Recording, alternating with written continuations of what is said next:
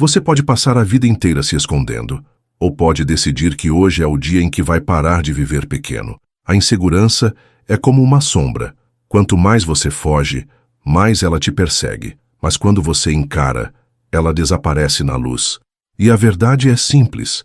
Não existe um você confiante esperando nascer. Existe o você agora que decide agir mesmo com medo.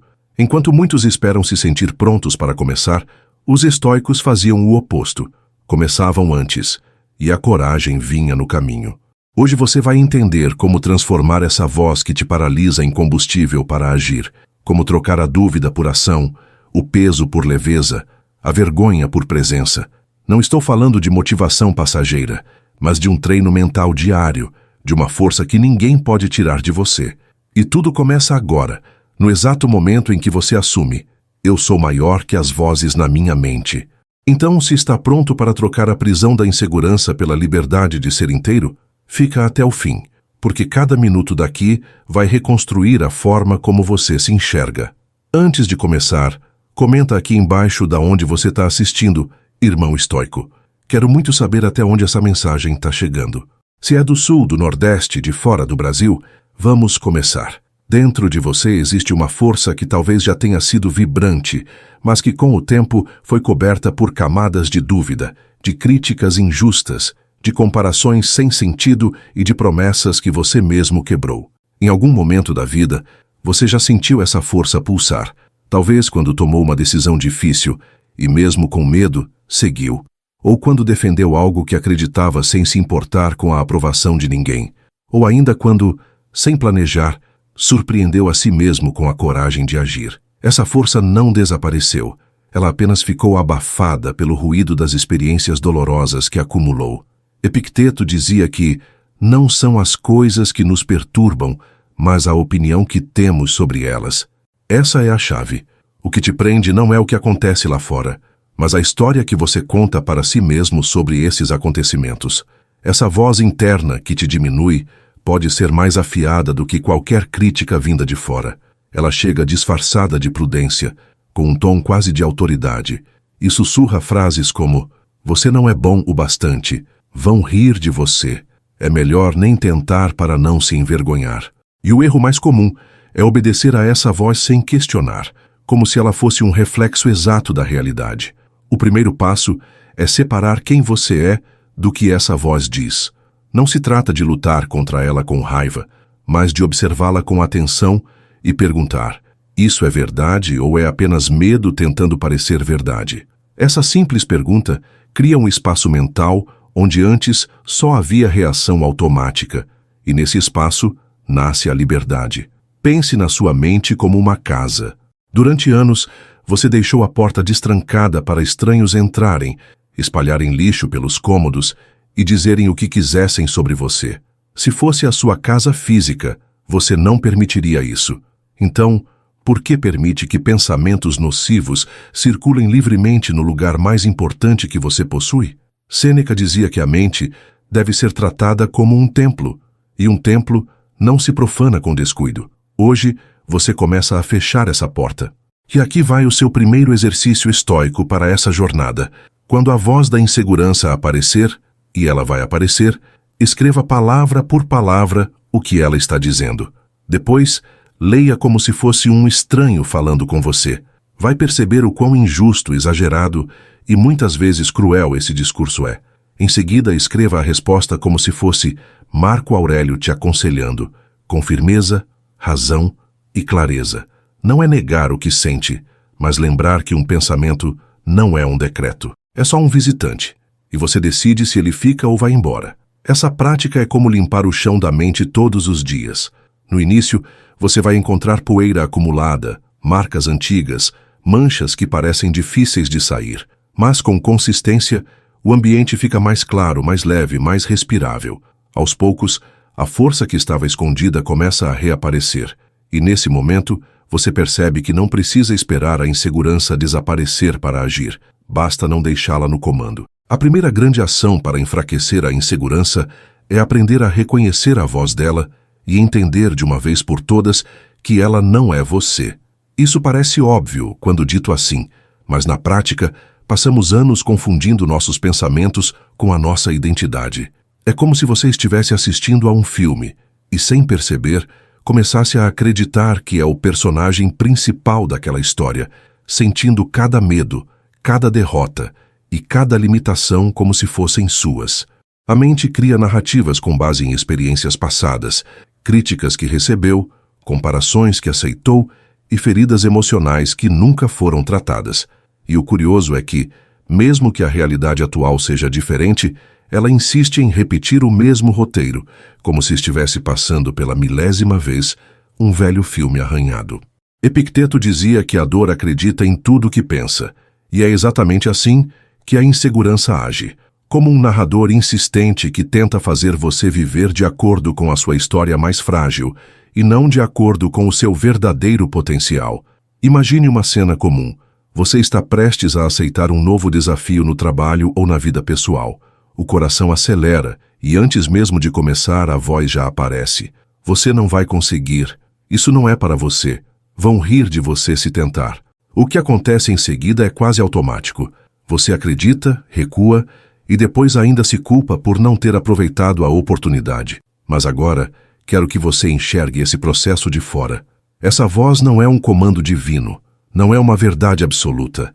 É só uma construção mental baseada em memórias antigas, muitas vezes distorcidas.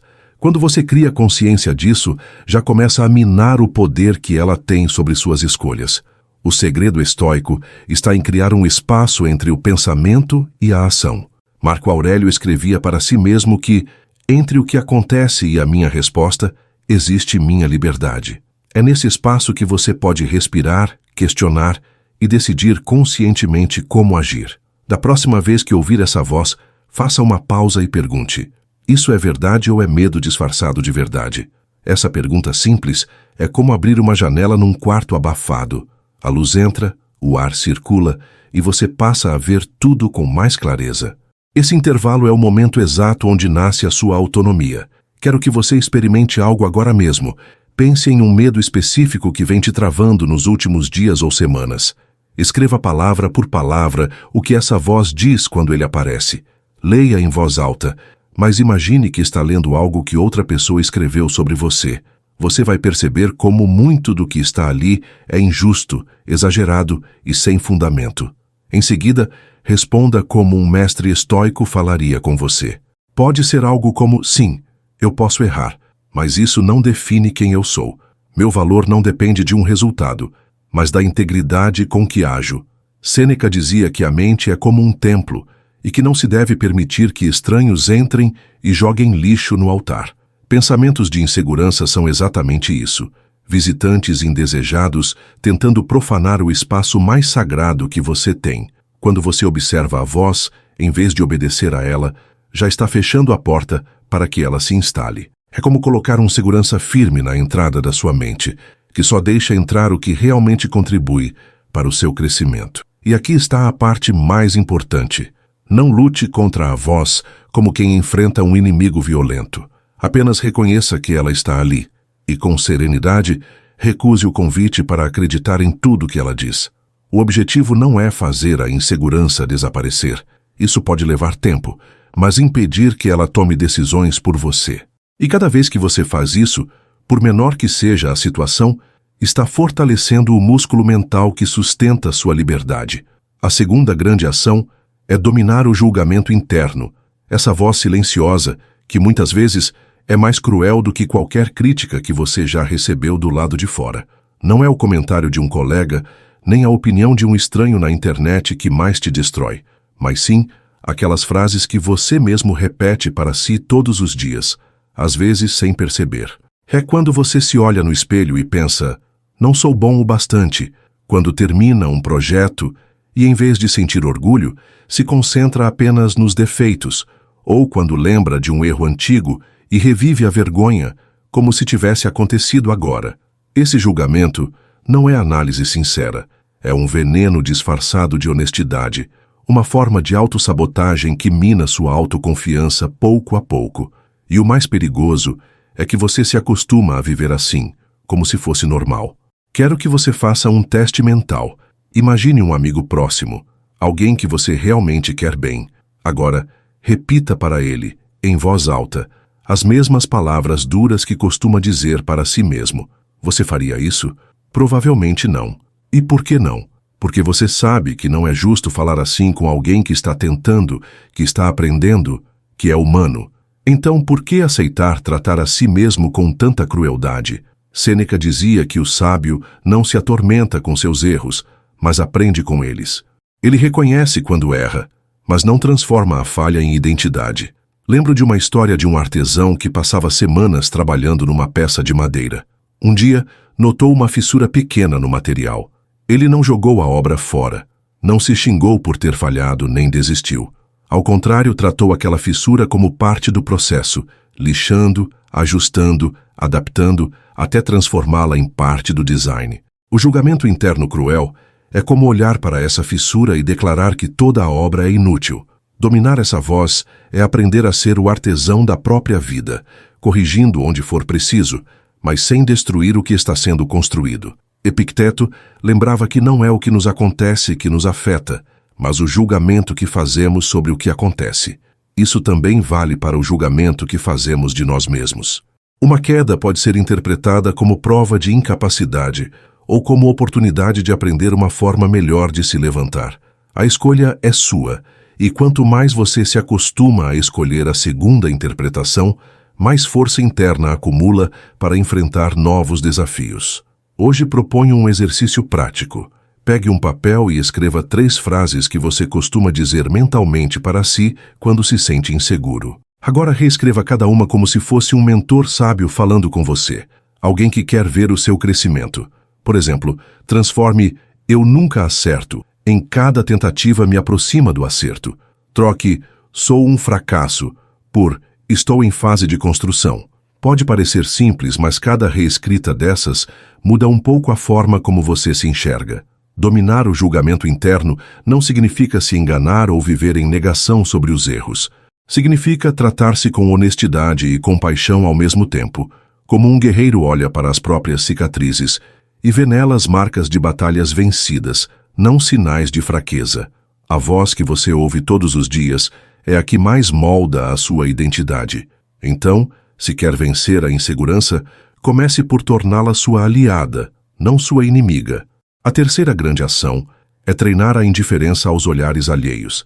E aqui é importante entender que não se trata de se tornar frio, insensível ou de viver sem considerar ninguém, mas sim de parar de viver como se cada passo que você dá precisasse ser aprovado por uma plateia invisível. Desde cedo somos condicionados a buscar aceitação. Na infância, queremos agradar pais e professores.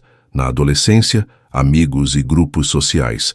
Na vida adulta, chefes, colegas e até pessoas que mal conhecemos. Esse padrão é tão automático que muitas vezes deixamos de tomar decisões importantes apenas para evitar um possível julgamento.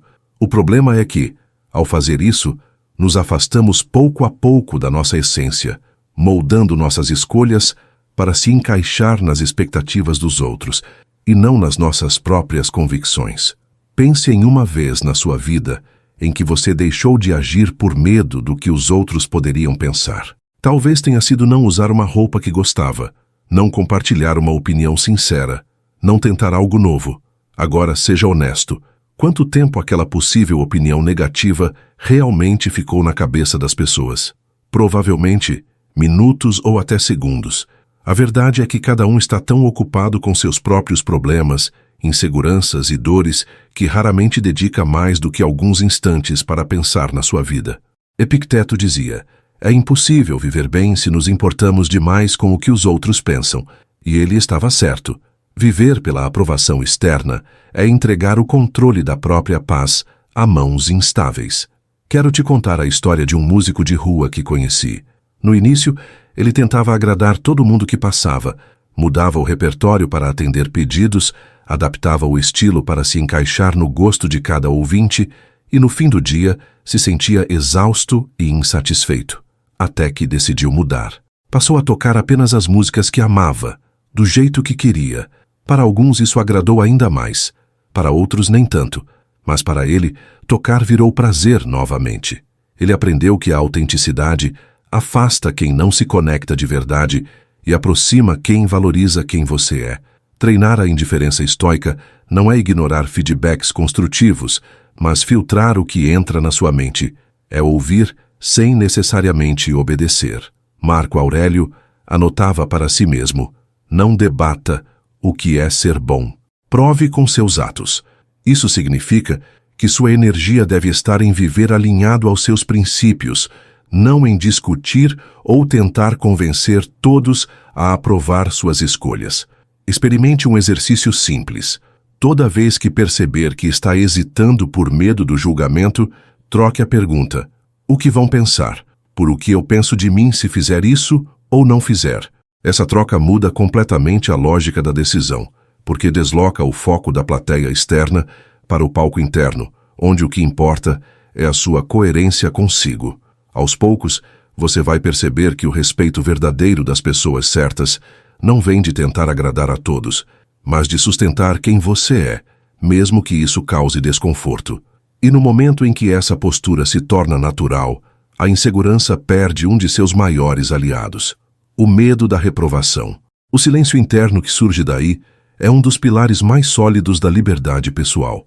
A quarta grande ação é criar um ritual matinal estoico para blindar a mente antes que o mundo comece a disputar o seu foco. O que a maioria das pessoas faz ao acordar é pegar o celular, abrir mensagens, redes sociais e e-mails, e em poucos minutos já estar reagindo a urgências que nem são suas.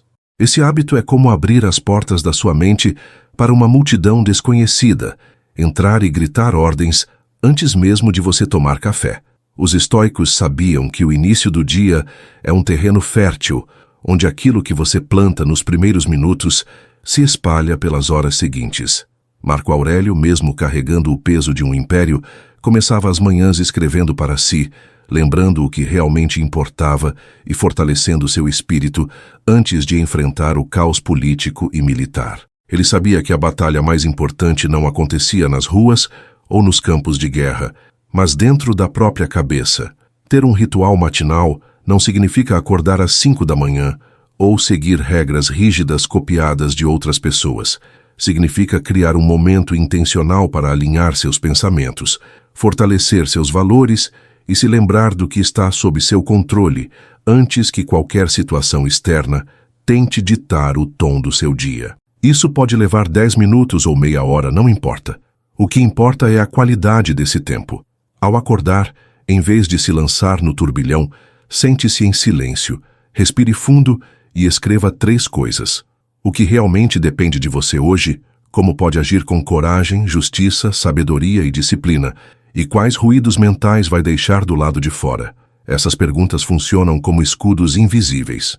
Quando, ao longo do dia, alguém tentar tirar sua paz, você se lembrará de que não controla o comportamento alheio, mas pode escolher como responder. Isso é o que os estoicos chamavam de premeditatio malorum, a preparação mental para lidar com adversidades antes que elas aconteçam. Não se trata de esperar que o dia seja perfeito, mas de se fortalecer para suportar o que vier.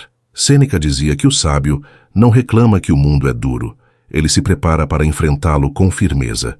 Uma boa analogia é pensar no ritual matinal como afiar a espada antes da batalha. Um guerreiro não espera estar no meio do combate para verificar se sua lâmina está afiada. Da mesma forma, você não deve esperar que um dia difícil comece para só então tentar organizar sua mente. Ao praticar esse momento de alinhamento interno, você se torna menos vulnerável às pressões externas e mais capaz de agir com clareza, mesmo quando o ambiente estiver caótico. E não precisa ser algo complicado. Pode ser ler um trecho de filosofia, fazer um exercício de respiração, escrever num diário ou até tomar um café em silêncio, contemplando as prioridades do dia.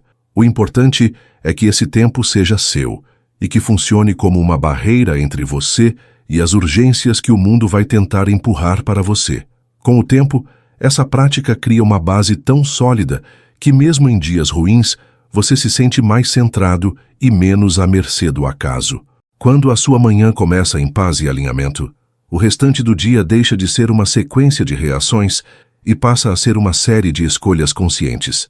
E é nessa diferença que a insegurança começa a perder força, porque você não está mais correndo de um lado para o outro, tentando se adaptar a tudo. Está se movendo com intenção e propósito, como alguém que sabe para onde vai. A quinta grande ação é transformar a insegurança em ação corajosa.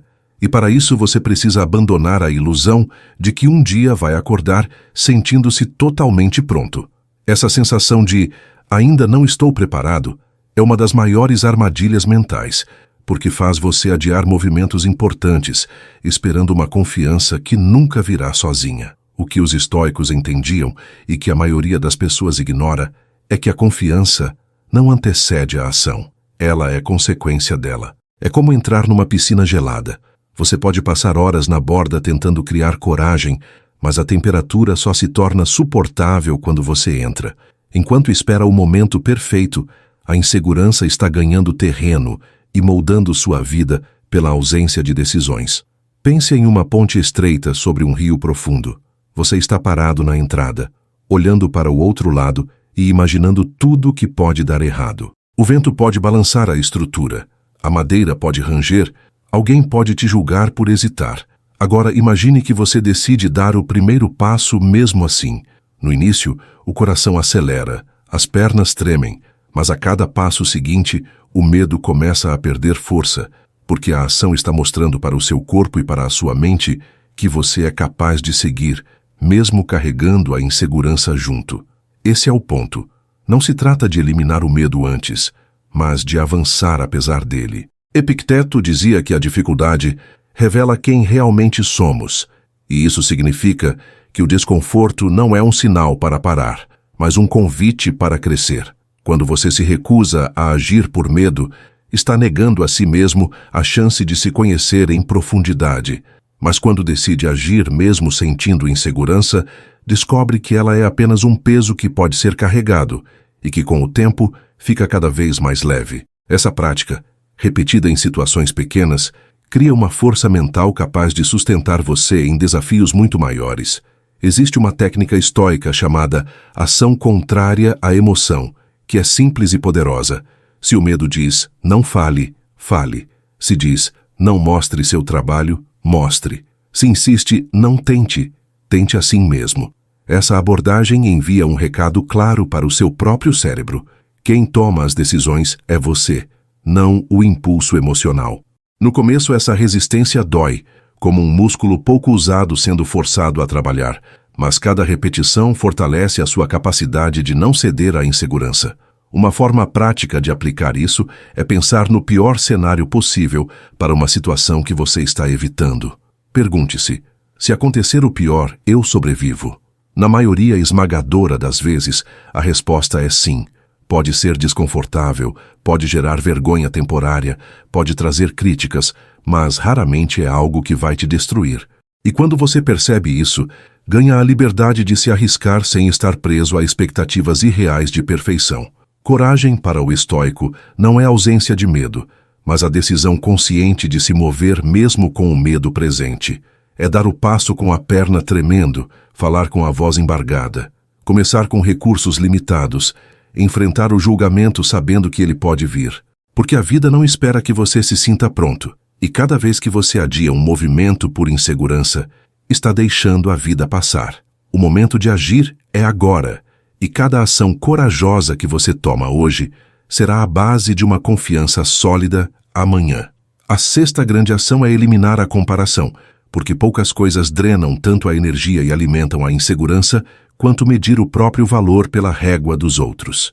Quando você vive se comparando, deixa de olhar para a sua trajetória como algo único e começa a enxergar sua vida como uma corrida contra adversários que, na verdade, nem estão na mesma pista que você. É como tentar correr uma maratona, olhando constantemente para o lado. Além de perder o foco, o risco de tropeçar aumenta a cada passo. O pior é que, nesse processo, suas conquistas perdem brilho, porque sempre haverá alguém que parece estar mais à frente, mais rápido, mais bem-sucedido, segundo critérios que nem sempre fazem sentido para você. Pense em um jardim cheio de diferentes tipos de plantas. Há árvores altas que levam anos para crescer e flores delicadas que desabrocham em poucas semanas. Cada uma cumpre seu papel e embeleza o espaço à sua maneira. A flor não tenta competir com a altura da árvore, e a árvore não inveja as cores da flor. A natureza entende algo que nós, muitas vezes, esquecemos. Cada ser tem seu tempo, sua forma e sua função. No estoicismo, essa lição se traduz na ideia de que a única comparação saudável é com quem você era ontem. O objetivo não é ultrapassar alguém, mas avançar em relação ao seu próprio ponto de partida. Sêneca dizia que ninguém pode viver a sua vida por você, assim como ninguém pode morrer a sua morte. Isso significa que não importa o quanto você admire ou critique a vida de outra pessoa, você nunca vai saber toda a história, nem vai ter acesso a cada dor, cada batalha e cada renúncia que ela enfrentou para chegar onde está. O que vemos é o palco, o resultado final enquanto os bastidores permanecem ocultos. E quando baseamos nossa autoestima nesse palco, estamos construindo sobre um terreno instável e ilusório. Talvez você já tenha sentido isso ao rolar o feed de uma rede social e se deparar com a vida perfeita de alguém. Sem perceber, começa a se perguntar por que você não está no mesmo lugar, por que não conquistou o mesmo ou não aparenta a mesma felicidade. Mas essa comparação ignora o fato de que o que está sendo mostrado é filtrado, editado e cuidadosamente selecionado para causar uma impressão específica. É como julgar a qualidade de um livro apenas pela capa. Para dissolver esse hábito, pratique redirecionar seu foco. Quando perceber que está olhando demais para fora, volte-se para dentro e pergunte: estou vivendo fiel ao que realmente me importa? Essa simples mudança tira o poder da comparação, porque a sua régua passa a ser interna, não externa. Você pode até admirar e aprender com os outros, mas sem transformar isso em uma medida do seu valor. Quando você para de se comparar, a insegurança perde uma de suas fontes mais constantes de alimento. O sucesso alheio deixa de ser ameaça e passa a ser inspiração, ou até mesmo se torna irrelevante. E no lugar daquela ansiedade por alcançar alguém, nasce a tranquilidade de seguir o próprio ritmo. Essa paz de não competir é rara, mas é um dos estados mais libertadores que você pode alcançar. E uma vez que você experimenta essa liberdade, percebe que a única corrida que vale a pena é aquela em que o ponto de chegada é se tornar a sua versão mais inteira. A sétima e última grande ação é cultivar a autossuficiência estoica, que não significa viver isolado ou rejeitar ajuda, mas sim construir uma vida onde o seu equilíbrio emocional, o seu senso de valor e a sua capacidade de seguir em frente não dependam de fatores externos instáveis. Na prática, é desenvolver um alicerce tão sólido dentro de si que mesmo quando ventos contrários sopram e tempestades chegam, você permanece de pé. Marco Aurélio dizia que a verdadeira fortaleza está em ser como a rocha contra a qual as ondas se quebram, firme, imperturbável e fiel à sua essência, mesmo diante do caos. Essa autossuficiência começa pelo entendimento de que nada do que é externo é totalmente seguro. A aprovação das pessoas pode mudar de um dia para o outro, as circunstâncias materiais podem ruir e até mesmo vínculos afetivos podem se transformar com o tempo. Quando toda a sua segurança está ancorada nisso, basta um abalo para que o chão desapareça sob seus pés. É por isso que os estoicos treinavam a mente para encontrar no próprio caráter a fonte de estabilidade. Não se trata de frieza, mas de lucidez. Reconhecer que a única coisa que verdadeiramente está sob seu controle são suas atitudes e decisões. Imagine um barco que, em vez de depender apenas das correntes e ventos, também tem um motor interno. Mesmo que o mar mude, esse motor permite seguir uma direção escolhida, sem ficar totalmente à mercê das circunstâncias. Essa é a função da autossuficiência, ser o motor que garante que você continue navegando, mesmo quando as velas não recebem vento. Isso não impede que você aceite ajuda ou se conecte com outras pessoas, mas impede que sua paz dependa de algo que não está nas suas mãos. Um exercício prático para desenvolver isso é listar tudo o que você acredita que precisa para ser feliz e, ao lado, escrever o que aconteceria se perdesse cada uma dessas coisas. No começo, essa reflexão pode ser desconfortável, mas logo revela algo libertador. Mesmo sem várias delas, ainda é possível viver, crescer e encontrar sentido. Essa consciência diminui o apego e aumenta a confiança na sua própria resiliência. Epicteto ensinava que a liberdade está em querer que as coisas aconteçam exatamente como acontecem. Isso não significa resignação passiva, mas sim entender que a realidade é o que é e que você tem o poder de escolher sua postura diante dela. Quando essa escolha vem de um lugar de autossuficiência, você reage menos com desespero e mais com estratégia, menos com medo e mais com presença de espírito. No fim, a autossuficiência não é sobre fechar portas para o mundo, mas sobre abrir uma porta interna que garante que, aconteça o que acontecer lá fora, você não se perde de si mesmo. É o equilíbrio de poder caminhar junto de outros, mas nunca depender totalmente deles para se manter inteiro. É o estado em que você deixa de ser refém das circunstâncias e se torna autor da própria história, guiando-se não pelo que o mundo oferece, mas pelo que você constrói dentro de si. Agora que você já conhece as 7 grandes ações, vamos trazer isso para o chão da vida real, onde as teorias encontram as dificuldades diárias. Porque a verdade é que entender o estoicismo intelectualmente é uma coisa, mas viver de forma estoica, em meio a cobranças, perdas, injustiças e ruídos emocionais, é um desafio diário. Imagine, por exemplo, alguém que acabou de perder o emprego. É um golpe duro, capaz de abalar até os mais otimistas. A reação mais comum é o desespero, a raiva, a autocrítica excessiva. Mas quando aplicamos os princípios que conversamos, o cenário muda. Primeiro, a pessoa não nega a dor, nem finge que nada aconteceu. Ela aceita o fato com clareza, reconhecendo que o emprego se foi, mas que sua dignidade, suas habilidades e seu valor não dependem de um crachá. Em seguida, ela elimina a autossabotagem, evitando cair em pensamentos como nunca mais vou conseguir ou eu não sou bom o suficiente. Em vez disso, se lembra de que cada desafio é também um campo de treino para a mente.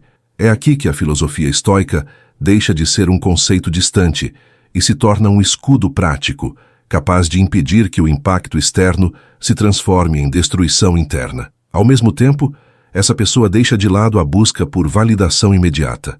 Ela não corre para postar nas redes sociais em busca de consolo ou aplauso, mas sim conversa com pessoas de confiança e age de forma silenciosa e estratégica. Isso é cultivar a ação sem exibição, como dizia Epicteto. Enquanto muitos gastariam energia reclamando, ela direciona cada esforço para o que está sob seu controle. Atualizar o currículo, buscar novas oportunidades, desenvolver novas competências. É como remar firme, mesmo quando o mar está revolto. E nesse processo, ela também evita a armadilha da comparação. Em vez de olhar para ex-colegas que seguiram empregados, decide olhar para sua própria jornada. Reconhece vitórias passadas. Lembra de situações em que superou obstáculos até maiores. Essa decisão de se medir apenas por sua própria régua elimina o peso desnecessário que tantas vezes nos paralisa. Aqui, a autossuficiência começa a aparecer naturalmente. A força não vem mais do salário ou do status, mas da certeza de que, aconteça o que acontecer, ela não vai desistir de si mesma. É nessa hora que o estoicismo se prova mais valioso. Ele não promete que as tempestades vão parar, mas garante que você terá estrutura interna para atravessá-las, sem se despedaçar. E quanto mais você pratica, mais percebe que essa força não é um talento nato de poucos, mas uma habilidade treinável de todos. O que antes parecia impossível, manter a calma no meio do caos, começa a se tornar natural. Essa transição é quase invisível para quem está de fora, mas transformadora para quem vive. É o momento em que a pessoa percebe que não é mais apenas reagente às circunstâncias, mas sim protagonista consciente das suas respostas. E esse é o maior presente que a filosofia estoica pode oferecer: a capacidade de, em qualquer cenário, manter-se dono da própria mente e do próprio destino. Quando entramos no campo dos relacionamentos, o teste da filosofia estoica se torna ainda mais intenso.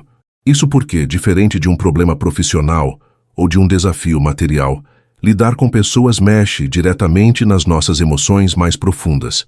Muitas vezes, a insegurança, a raiva e a frustração aparecem não por causa de grandes tragédias, mas por comentários sutis, atitudes inesperadas ou silêncios prolongados. É aí que se prova se estamos apenas repetindo frases bonitas ou se realmente estamos vivendo o que pregamos. Marco Aurélio dizia que a raiva e o ressentimento contra outros nos fazem sofrer duas vezes. Uma pelo ato deles e outra por nossa escolha de carregar esse peso. Imagine que você está lidando com alguém que constantemente critica suas decisões, seja um colega, um familiar ou até um parceiro. O instinto imediato é contra-atacar, se justificar ou até entrar em um ciclo de discussão que não leva a lugar nenhum. Mas aqui entra o exercício de não entregar o controle das suas emoções a ninguém. Quando você percebe que a reação do outro diz mais sobre ele do que sobre você, ganha espaço para escolher como responder. Essa pausa consciente é o que transforma conflitos em oportunidades de demonstrar força silenciosa. Os estoicos ensinavam que não devemos permitir que a conduta alheia defina a nossa. Isso não é passividade, mas sabedoria estratégica. Em vez de reagir a cada provocação, você mantém o foco no que realmente importa para o seu propósito. Isso incomoda quem espera te ver desestabilizado, mas mais importante do que isso, preserva sua energia para coisas construtivas. É como se, ao invés de entrar em todas as batalhas, você passasse a escolher apenas as que realmente importam. E muitas vezes, a vitória está em não lutar. Esse posicionamento também evita um desgaste silencioso que corrói relacionamentos, a necessidade constante de aprovação. Quando você entende que não é possível agradar todo mundo e que a coerência com seus princípios vale mais do que a popularidade momentânea, começa a agir com mais liberdade. Essa é uma das maiores lições de Epicteto. Se você quer ser livre, não busque que as coisas aconteçam como deseja, mas queira que elas aconteçam como acontecem. Ao aplicar isso nas relações, você para de tentar moldar o outro ao seu ideal e passa a lidar com ele como ele realmente é, ajustando suas expectativas. Nos relacionamentos, a autossuficiência estoica também tem um papel fundamental.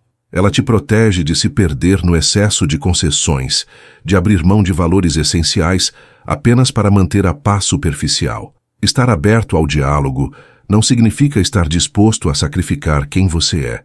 Essa clareza evita ressentimentos futuros e constrói relações mais saudáveis, baseadas no respeito mútuo. No fim, quando aplicamos os 7 princípios estoicos à vida relacional, percebemos que grande parte das dores e conflitos vem não do que as pessoas fazem, mas de como interpretamos e reagimos a isso. E essa é a chave: mudar a reação para mudar o impacto. Não é fácil, mas é libertador.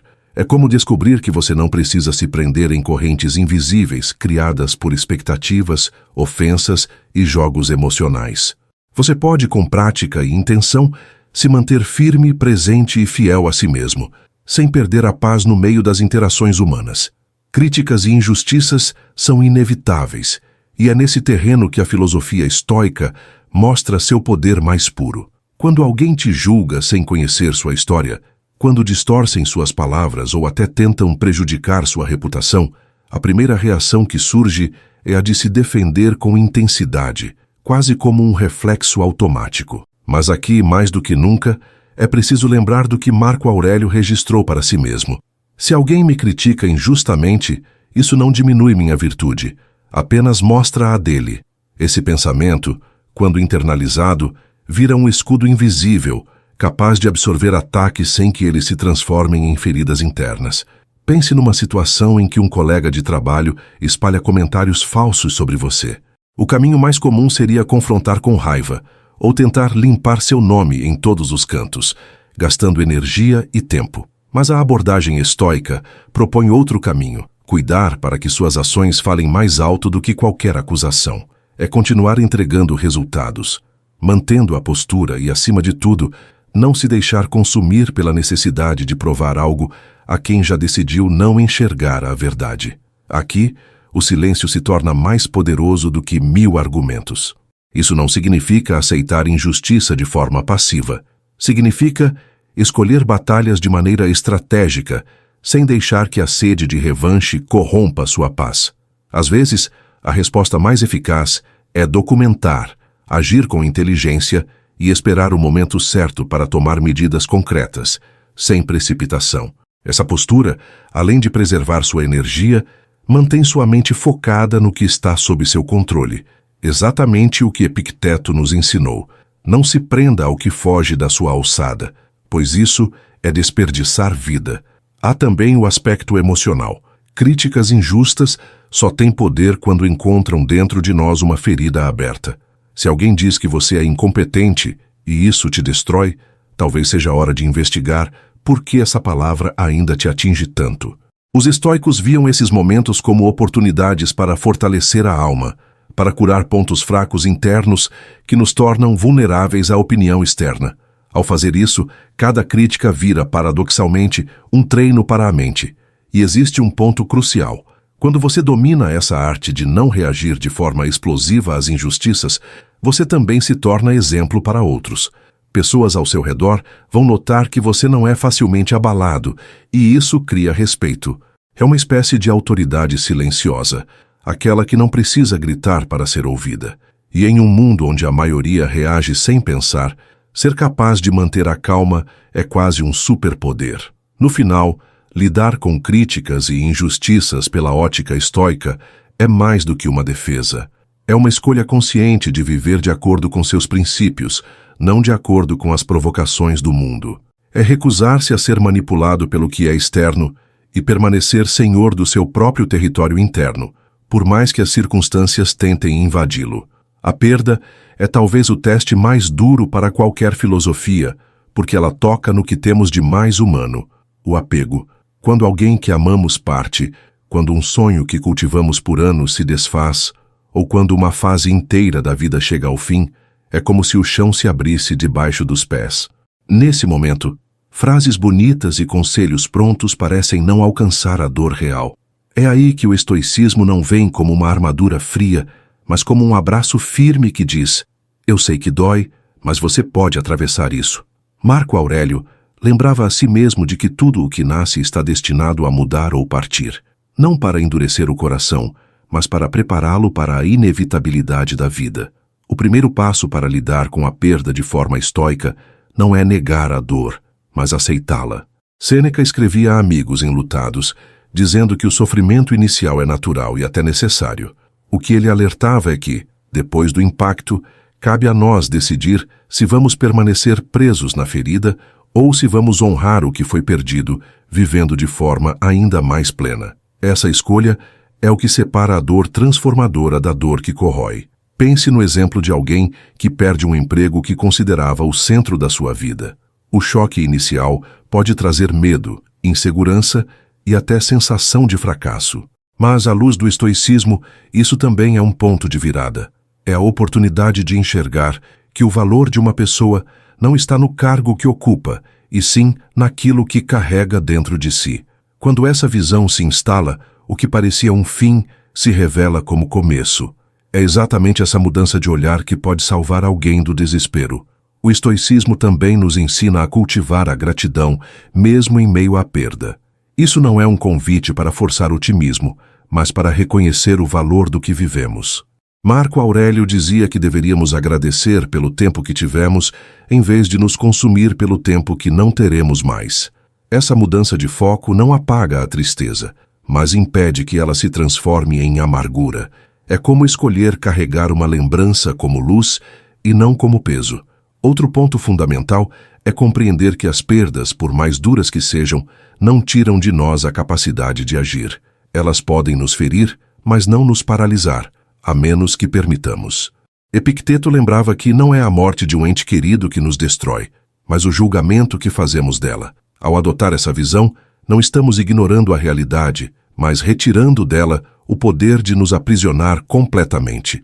No fim, a perda se torna uma mestra silenciosa, mostrando que nada é garantido e que o valor da vida está justamente na sua impermanência. Quando aceitamos isso, começamos a viver com mais presença, a valorizar mais os momentos e a cultivar relações mais profundas. E, paradoxalmente, é dessa consciência que nasce uma força tranquila, capaz de enfrentar a próxima mudança com menos medo e mais clareza. Viver sob pressão constante é como caminhar todos os dias com uma mochila pesada nas costas. No começo você aguenta, Mas com o tempo, o peso começa a afetar seu corpo, sua mente e até a forma como enxerga o mundo. Essa pressão pode vir do trabalho, de responsabilidades familiares, de expectativas sociais ou até de padrões internos que nós mesmos criamos e mantemos como se fossem obrigações inquebráveis. O estoicismo nos lembra que, para suportar esse peso sem se quebrar, é preciso separar o que realmente está sob nosso controle do que não está, e soltar o que não nos pertence. Marco Aurélio dizia que parte do sofrimento humano vem de tentar comandar o incontrolável. E quando você percebe isso, começa a reduzir o fardo. Sob pressão, a tendência é reagir com impulsividade, decisões precipitadas, respostas carregadas de emoção, até conflitos que poderiam ser evitados. Mas o pensamento estoico nos convida a fazer o oposto, desacelerar. É contraintuitivo, mas quando a pressão aumenta, é justamente a calma que se torna a arma mais poderosa. Imagine um médico em uma sala de emergência. O caos está ao redor, mas ele não pode se deixar levar por ele, ou cada decisão errada terá um custo alto. Essa postura não é frieza, é estratégia. Um dos segredos para manter o equilíbrio sob pressão é criar pequenas âncoras mentais. Pode ser uma frase curta de Epicteto repetida internamente, um exercício de respiração profunda ou até um gesto simbólico que te lembra que você está no controle de si. Sêneca acreditava que treinar a mente em tempos de calmaria era essencial para suportar tempestades, e isso significa praticar diariamente o distanciamento emocional das coisas que não importam tanto quanto parecem no calor do momento. Também é importante entender que a pressão constante só se sustenta porque permitimos que ela se torne parte da nossa identidade. Há pessoas que acreditam que estar sempre ocupadas e sobrecarregadas é sinônimo de importância ou valor. O estoicismo desmonta essa ilusão ao nos mostrar que a vida não é medida pela quantidade de tarefas realizadas, mas pela qualidade da nossa presença em cada uma delas. Quando você começa a dizer não para o que não acrescenta valor real, a pressão perde força. Outra chave é não enfrentar tudo sozinho. Embora o estoicismo fale muito sobre autonomia, ele não exclui a importância da comunidade e do apoio mútuo. Conversar com alguém de confiança, pedir ajuda ou simplesmente compartilhar o que está acontecendo já é suficiente para aliviar parte do peso. O fardo dividido se torna mais leve, e nesse processo, você também descobre que vulnerabilidade e força não são opostos. Por fim, a pressão, quando enfrentada com clareza e disciplina, pode se transformar em treinamento para a mente. Cada situação desafiadora se torna um campo de treino para a paciência, para o foco e para a resiliência. O que antes era apenas um peso, agora vira um mestre exigente que ensina autocontrole. E com o tempo, você percebe que não é mais a pressão que dita o ritmo da sua vida. É você que escolhe a cadência com que caminha. A necessidade de validação externa é como viver em uma casa de vidro, onde cada movimento é feito pensando no olhar dos outros. Você se veste, fala, escolhe e até sente não pelo que é verdadeiro para você, mas pelo que imagina que será aceito. É um aprisionamento silencioso, porque enquanto parece que está agradando, por dentro você está se afastando de si mesmo. O estoicismo, nesse ponto, é quase um resgate de identidade. Epicteto dizia que a liberdade verdadeira é ser indiferente ao que não depende de nós, e a opinião dos outros, por mais alta que soe, nunca esteve no nosso controle. Quando vivemos buscando aprovação, é como se entregássemos as rédeas da vida para mãos alheias. Você pode estar feliz, mas basta um comentário crítico para o seu estado de espírito despencar. Sêneca alertava que não existe vento favorável para quem não sabe para onde está indo, e depender da validação externa é justamente navegar sem direção própria, guiando-se apenas por aplausos ou vaias. A pergunta que o estoicismo nos faz é: você quer ser aplaudido ou quer ser verdadeiro? A libertação começa quando você reconhece que o valor não está em ser aceito por todos, mas em viver alinhado com princípios sólidos. Marco Aurélio, mesmo sendo imperador, sabia que não agradaria a todos e não via nisso um fracasso. Pelo contrário, via como um sinal de que estava seguindo o caminho certo, fiel aos seus deveres e à sua consciência. Quando você entende isso, começa a se mover com mais firmeza, sem precisar da aprovação como combustível. Isso não significa se tornar insensível ou hostil. O estoicismo ensina a ouvir críticas com serenidade, filtrando o que é útil e descartando o que é apenas ruído. É como peneirar areia. O que serve fica, o que não serve é levado pelo vento. Ao adotar essa postura, você deixa de viver no campo de batalha da opinião alheia e passa a viver no campo da sua própria evolução. Um exemplo prático é observar como você reage nas redes sociais. Se um elogio faz seu dia e uma crítica o destrói, há uma dependência emocional escondida ali. O treino estoico seria publicar algo que acredita ser verdadeiro, mas não voltar para medir seu valor pela quantidade de curtidas. Isso é um exercício de desapego e, com o tempo, se torna libertador. Quando você se liberta da necessidade de validação externa, algo curioso acontece: o respeito verdadeiro aumenta. As pessoas percebem a firmeza de quem não está implorando por aceitação e começam a respeitar mais justamente por isso. O aplauso deixa de ser uma condição para a sua paz e passa a ser apenas um eco distante, que não dita mais o tom da sua vida. A solidão, para muita gente, é vista como um vazio doloroso, um eco incômodo que faz parecer que algo está faltando.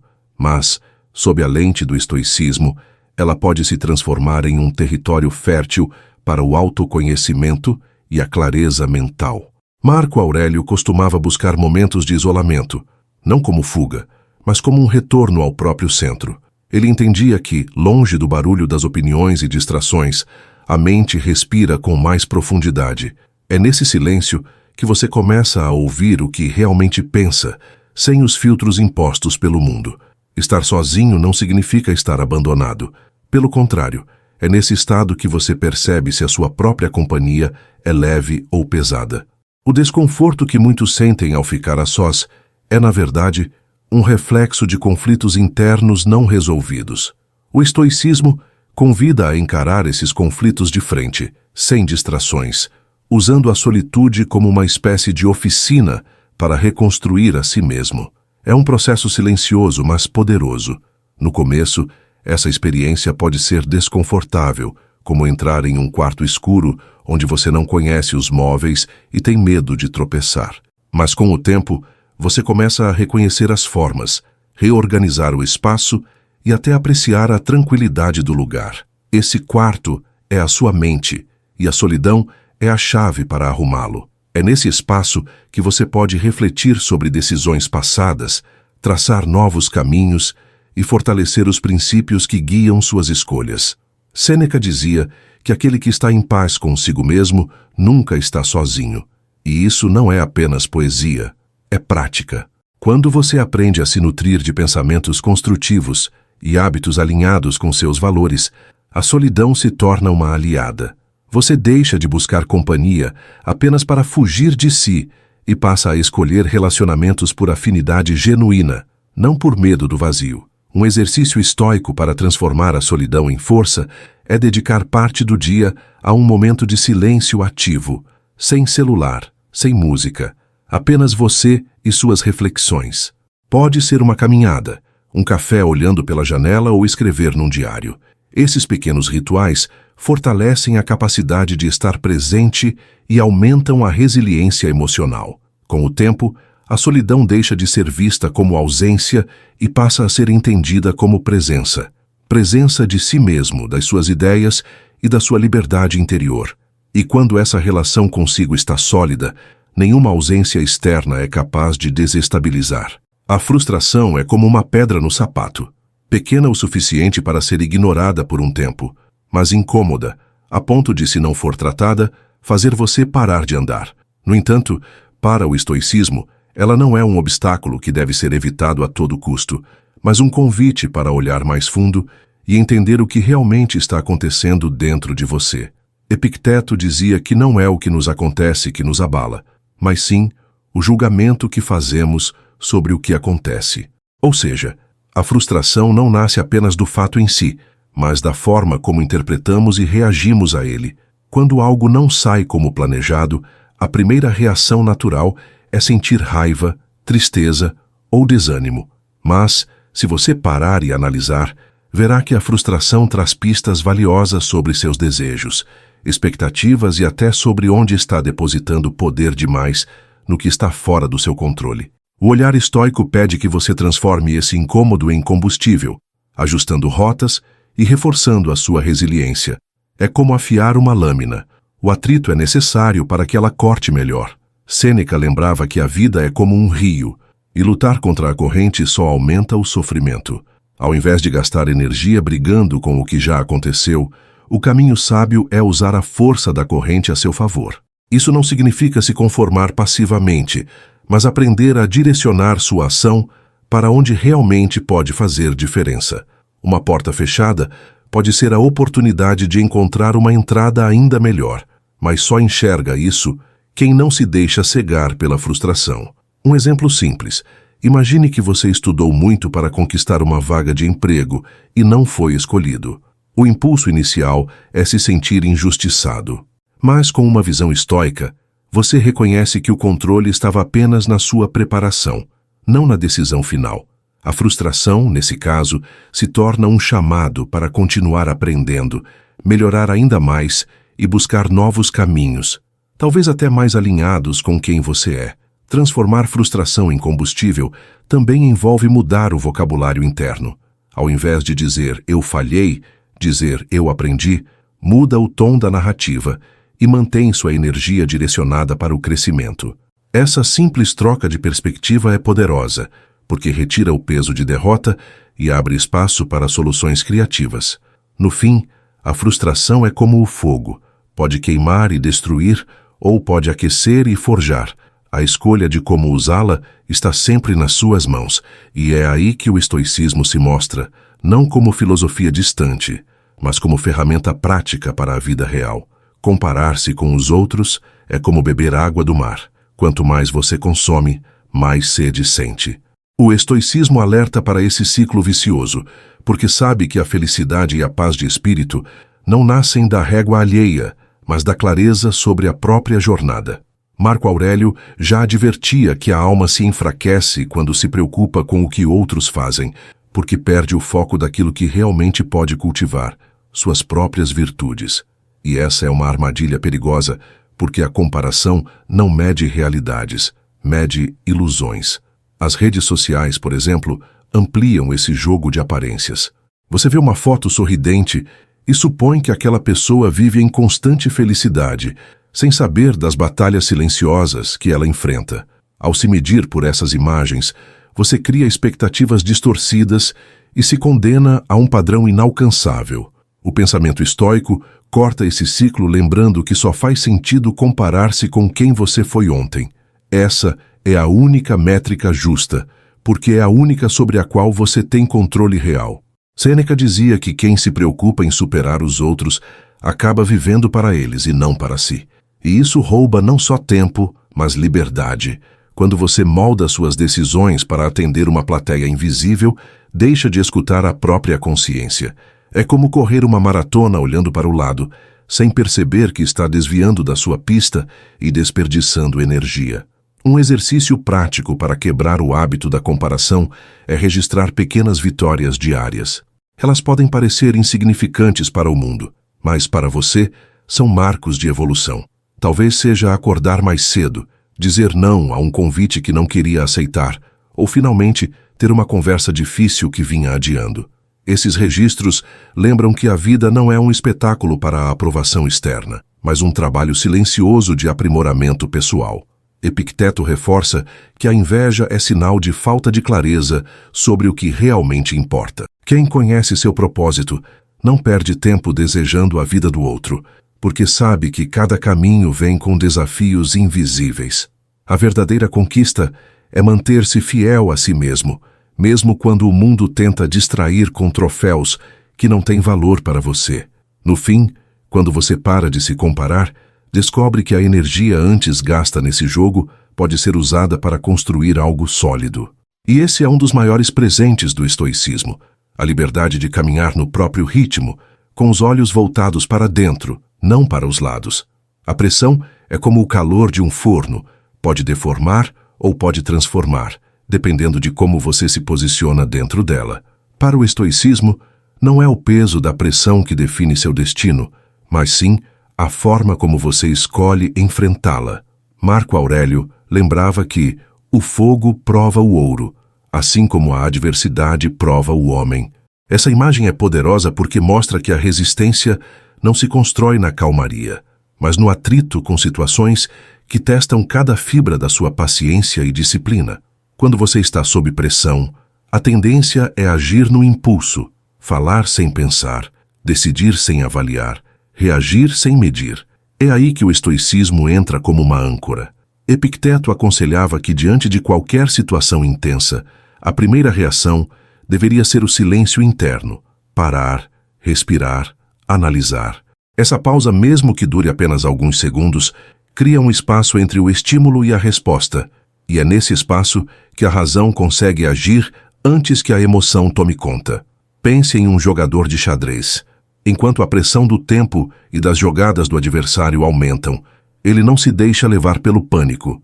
Ele analisa, calcula e só então move uma peça.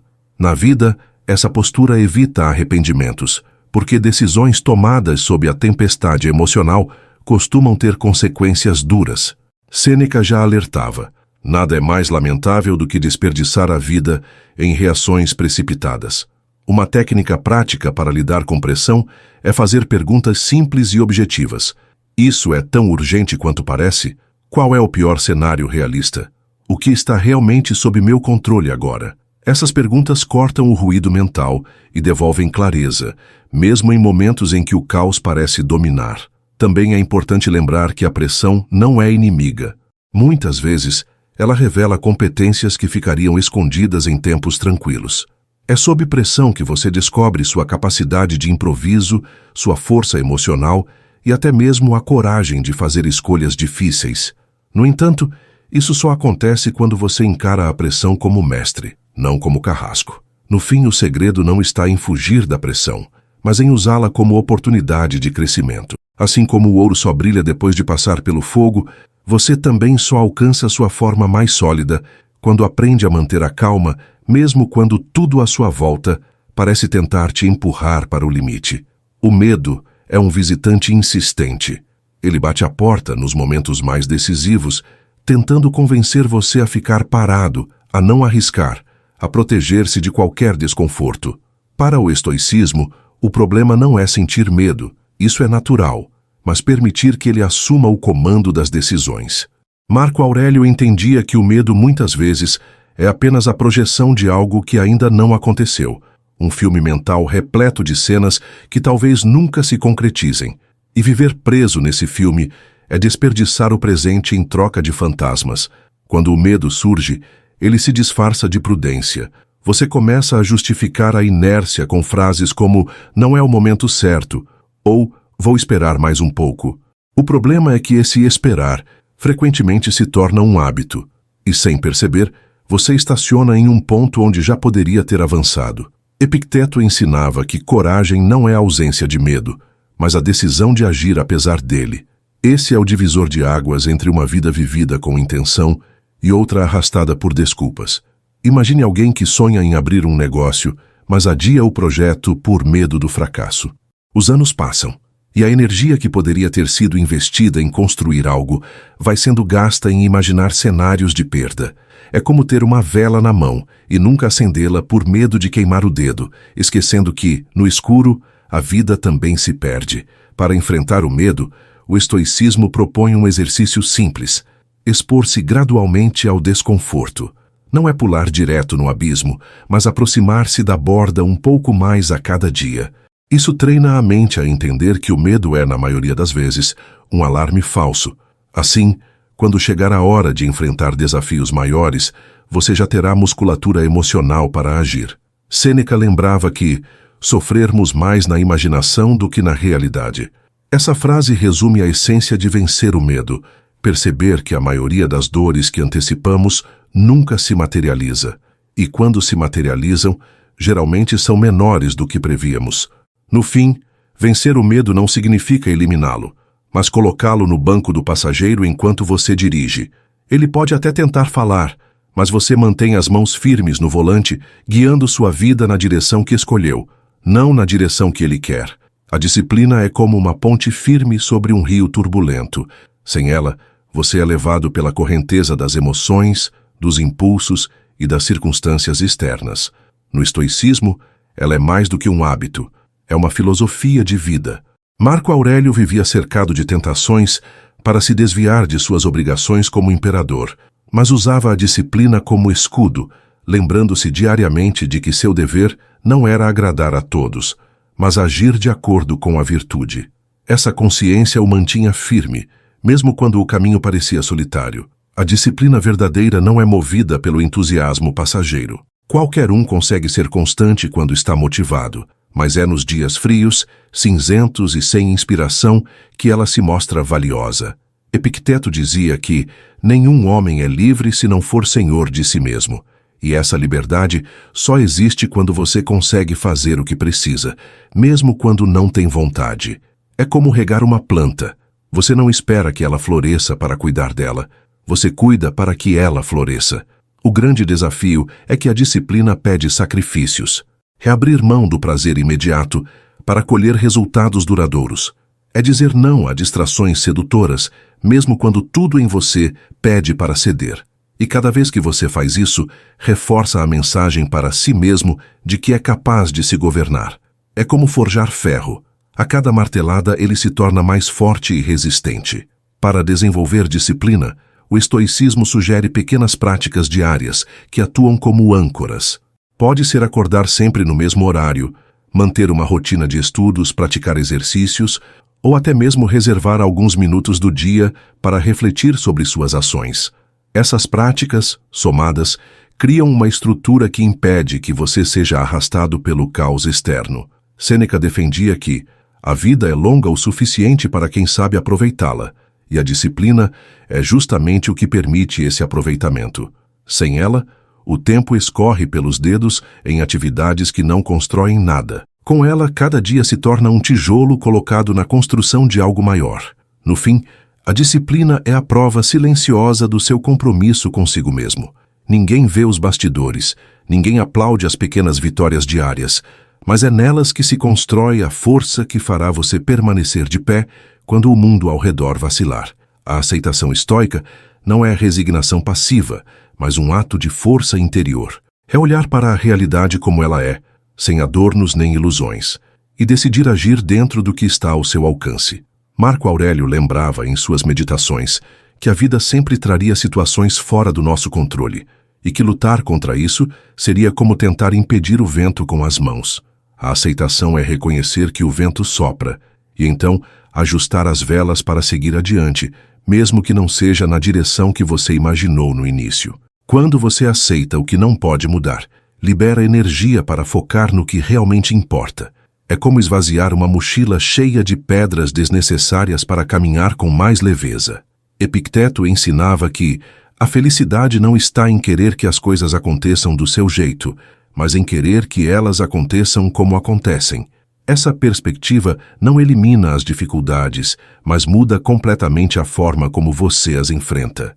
Pense em quantas vezes você ficou preso ao "por que isso aconteceu comigo?", girando em círculos na mesma dor. A aceitação corta esse ciclo, trazendo a pergunta: o que posso fazer agora? Esse deslocamento do lamento para a ação é o que separa quem se perde no sofrimento de quem cresce com ele. Sêneca dizia que não é o peso que nos destrói, mas a forma como o carregamos. E aceitar é justamente redistribuir esse peso, ajustar a carga, reorganizar a postura para seguir caminhando. Não significa concordar com tudo, mas compreender que gastar energia com o incontrolável é se enfraquecer à toa. Na prática, exercitar a aceitação pode começar com pequenas situações. Aceitar um atraso sem deixar que ele estrague o dia, aceitar uma crítica sem se sentir atacado, aceitar que certos relacionamentos mudaram e talvez nunca voltem a ser como antes. Cada vez que você faz isso, você treina sua mente para lidar com mudanças maiores. No fim, a aceitação estoica não é sobre desistir, mas sobre escolher batalhas com sabedoria. É se colocar de pé no campo de guerra da vida, ciente de que nem todas as armas estão nas suas mãos, Mas todas as escolhas sobre como lutar, sim. A batalha da insegurança, no fundo, nunca foi contra as circunstâncias, as pessoas ou o mundo. Sempre foi contra a voz silenciosa dentro de você que tenta convencer que não é suficiente. E é aqui que o estoicismo se revela como um mapa e um escudo. Marco Aurélio, em meio às guerras e intrigas do Império, encontrava tempo para escrever a si mesmo: você tem poder sobre a sua mente, não sobre os eventos. Reconheça isso e encontrará força. Essa frase não era apenas um consolo, era uma ordem direta para si mesmo, um lembrete de que a segurança verdadeira é cultivada na mente e não nas promessas de estabilidade externa. A vida sempre vai testar o que você acredita ser. Haverá dias em que suas convicções parecerão frágeis, em que o medo vai gritar mais alto que a razão, mas é nesses momentos que se deve lembrar do conselho de Epicteto. O que perturba o homem não são as coisas, mas a opinião que ele tem sobre elas. Se a insegurança é um monstro, a opinião que você alimenta é o que lhe dá tamanho e força. Mude a narrativa interna, e a criatura encolhe até não ter mais poder. Sêneca, com sua clareza quase cortante, dizia que não é porque as coisas são difíceis que não ousamos, é porque não ousamos que elas são difíceis. A insegurança paralisa justamente porque convence a esperar o momento perfeito, e esse momento nunca chega. O que o estoicismo ensina é agir agora, mesmo tremendo, porque é a ação que prova para a mente que você é capaz. O caminho não exige perfeição, mas presença. Estar presente para reconhecer quando a insegurança bate à porta, observar sua chegada e, em vez de lutar cegamente contra ela, convidá-la a sentar-se à mesa, não para aceitá-la como senhora da casa, mas para entender que ela só existe porque você se importa com algo. E a partir desse cuidado, transformar essa energia em movimento, não em paralisia. Quando você vence a si mesmo, não precisa mais vencer todos os outros. A paz que nasce dessa vitória é silenciosa, mas profunda, e se torna o seu maior bem. Não há título, conquista ou aplauso que substitua essa segurança interna. É algo que ninguém pode tirar, porque foi construído tijolo por tijolo, escolha por escolha, pensamento por pensamento. Se essa mensagem tocou você, não guarde só para si. Se inscreva no canal, deixe seu comentário e compartilhe para que mais pessoas possam encontrar essa força. E se quiser se aprofundar ainda mais, recomendo que assista à nossa playlist Sabedoria Estoica, com mais de 200 vídeos pensados para fortalecer sua mente e seu espírito todos os dias.